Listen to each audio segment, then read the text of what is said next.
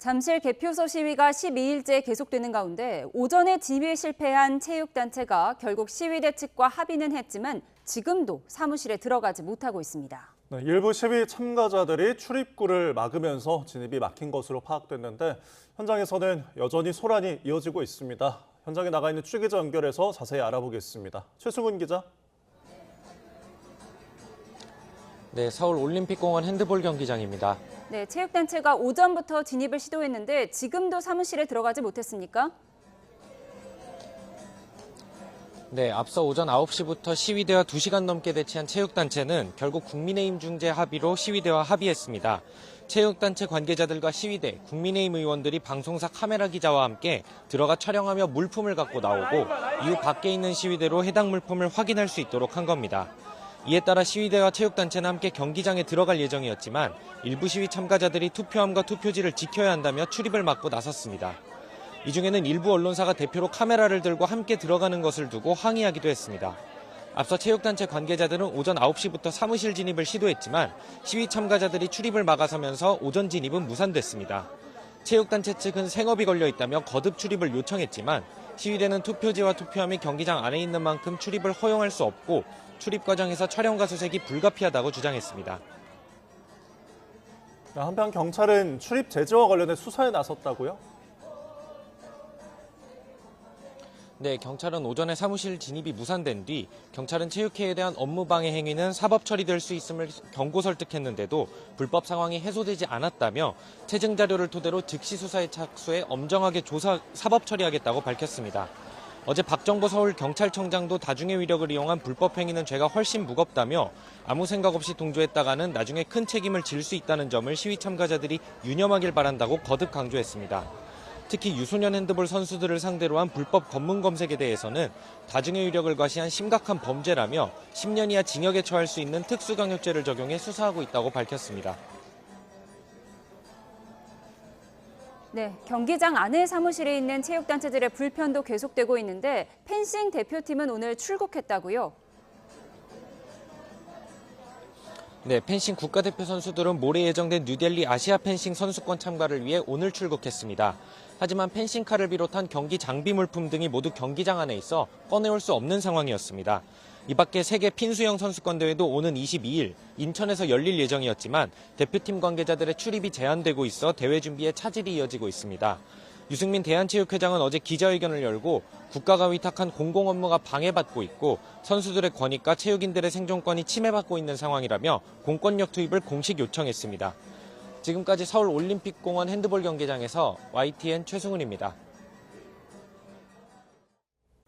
투표용지 최소 인쇄 기준을 유권자 대비 60%에서 50%로 줄인 선관위 결정의 배경에는 인쇄와 검수, 보관 등의 어려움을 호소한 연구 용역 보고서가 있던 걸로 드러났습니다. 네, 이를 바탕으로 지난해 선관위 자체 TF팀이 구체적인 투표용지 인쇄 축소 방안을 내놨는데 서울에서만 인쇄 비용 1억 7천만 원이 감소한다며 비용 절감 효과만 강조했다는 지적이 나옵니다. 취재기자 연결해서 관련 내용 들어보겠습니다.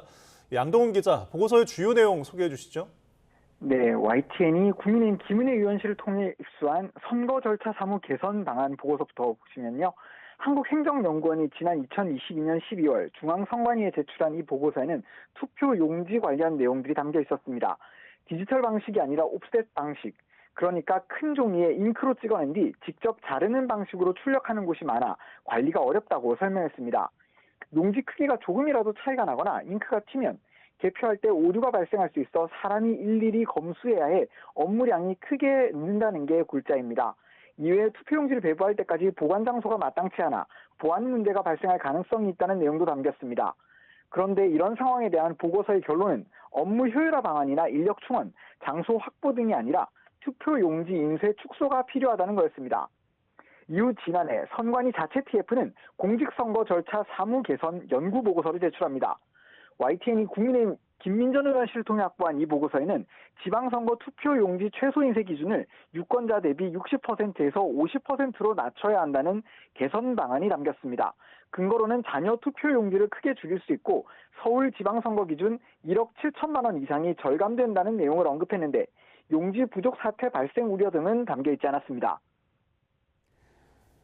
네, 중앙선관위 진상규명위원회는 오늘도 조사를 계속 진행하고 있죠? 네, 진상규명위원회 활동은 오는 19일 이번 주 금요일까지로 예정돼 있습니다. 위원회는 활동기간 연장 없이 주어진 기간 안에 최대한 진상규명에 힘을 쏟는다는 방침입니다. 일단 오늘은 추가 자료 확보와 이미 확보된 자료 분석에 집중하는 것으로 파악됐는데요. 조현욱 위원장은 YTN과의 통화에서 특히 투표소별로 선거 당일 있었던 일을 기록해둔 투표록 조사에 집중할 예정이라고 설명했습니다. 투표록은 사실상 현장이 거의 다 기록돼 있다고 보면 돼요. 그 자리에 없던 사람이 실시간으로 본 거나 마찬가지로 뭐가 다 적혀있기 때문에 보려고 하고, 이를 기존에 확보된 진술, 카카오톡 대화 내용 등과 조합하면 당일 상황에 대해 자세한 재구성이 가능할 것으로 보입니다. 다만 연장 투표까지 벌어졌던 잠실 7동 제2투표소를 비롯한 송파구 투표소 11곳의 투표록은 지금 시위대가 봉쇄하고 있는 올림픽공원 개표소에 있어 확보가 불가능한 것으로 파악됐습니다. 또 진상규명위는 투표용지 축소 인쇄와 선거 당일 대처의 적절성 여부를 판단하기 위해 노태학 전 중앙선거관리위원장과 허철훈 전 사무총장 등의 서면 질의서를 보냈는데요. 오늘까지 답변해달라고 요청해둔 상태인데 답변서가 도착하면 이에 대해서도 집중 분석이 이뤄질 전망입니다. 선관위는 이와 별개로 투표용지 부족 사태와 관련해 시국선언에 참여했던 18개 대학을 포함해 대학생 19명을 만나 대응 현황을 설명하고 질의응답도 진행한다고 예고했습니다. 지금까지 국회에서 YTN 양동훈입니다. 6.3 지방선거에서 투표용지 부족 사태에 항의하는 잠실 개표소 앞 집회에서 벌어지는 불법 행위에 대해서 정부가 강경 대응 방침을 밝혔습니다. 사적 검문이나 시설 점거를 비롯해 경찰관을 모욕하는 행위에 대해 엄중히 책임을 묻겠다고 언급했는데요. 취재기자 연결해서 자세히 알아보겠습니다. 양혜력 기자, 어떤 조치들이 발표됐습니까? 정부가 국민 참정권 침해와 서울 잠실 개표소 인근 집단 시위 관련 대국민 담화문을 발표했습니다. 윤호중 행정안전부 장관은 지금 이 순간에도 많은 국민께서 민주주의 회복과 참정권 보장을 위해 서울 잠실 올림픽공원 핸드볼 경기장 일대에서 집회를 이어가고 있다며 정부는 참정권 침해를 바로잡고 민주주의를 회복하기 위한 합법적인 집회에 대해서는 법이 허용하는 범위 내에서 최대한 보장할 거라고 밝혔습니다. 다만 집회가 열흘 넘게 장기화하면서 일부 시위 과정에서 법과 사회 질서를 침해하는 불법 사례가 다수 발생하고 있어 매우 유감스럽게 생각한다고 언급했습니다. 사적 검문이나 시설 점거 등 우리 사회의 법 질서를 무너뜨리는 행위는 어떠한 이유로도 정당화될 수 없다면서 특히 정당한 권한을 가진 관계자의 출입을 사적으로 통제하거나 정당한 업무 수행을 방해하는 행위, 그리고 경찰관을 근거 없이 모욕하는 행위는 참정권 침해를 빌미로 타인의 권리를 훼손하는 중대한 범죄 행위로서 결코 용납될 수 없다고 강조했습니다. 이를 바탕으로 국민의 생명과 안전을 침해하는 모든 행위에 대해 끝까지 추적하여 엄중히 책임을 묻겠다고 목소리를 높였습니다. 아울러 공공질서를 위협하는 허위사실 유포에 대해서도 관련 게시물 삭제와 계정 차단 조치하겠다고 밝혔습니다. 그러면서 윤 장관은 합법적인 집회 참여자와 체육 인사들의 안전과 일상이 보장되고 민주주의에 꽂힌 선거에 대한 국민의 신뢰가 신속히 회복될 수 있도록 관계기관이 긴밀히 협력해 모든 수단을 마련해 나가겠다고 덧붙였습니다. 지금까지 정부 서울청사에서 YTN 양혜혁입니다. 여야가 투표지 부족 사태 국정조사 계획서를 오는 이틀 뒤 본회의에서 처리하기로 합의했습니다. 네, 투기 구성을 비롯한 세부 쟁점에 대해서도 합의를 했고 원 구성은 추후 논의하기로 했습니다. 자세한 소식 국회 연결해서 알아보겠습니다. 박혜재 기자. 네, 국회입니다. 네, 투표용지 부족 사태와 관련해서 국정조사 합의 내용 구체적으로 설명해 주시죠.